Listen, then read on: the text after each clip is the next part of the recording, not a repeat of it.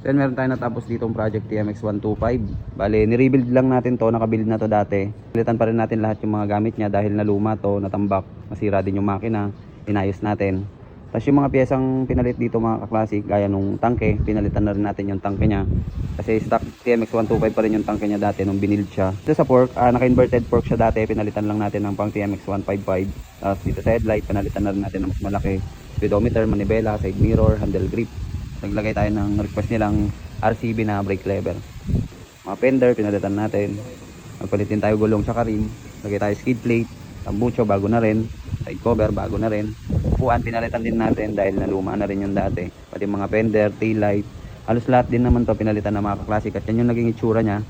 TMX 125 na nagpalit ng gas tank na ng Rusi 250. So naka-monoshock naman na to dati. Bali pinalitan lang natin to ng swing arm dahil naputol na yung swing arm niya dati. Yung shock niya yung pa rin. So yan yung naging resulta niya mga classic. Yan yung kabuuan natin ginawa sa kanya. Dahil tapos naman na to, baka pick upin na to ng may-ari ngayon. So yun lang naman, pinakita ko lang tong unit. At sa mga gusto magpagawa, mag PM lang kayo dito sa Facebook page natin para magawa natin yung mga unit nyo, stock man or nakabuild na, gusto nyo ipa-rebuild, pwede dito. Pero schedule lang natin, mag-message kayo sa number na to at dito sa Facebook page na to. So yun lang mga classic, peace out. Pakita natin montage nito. Let's go.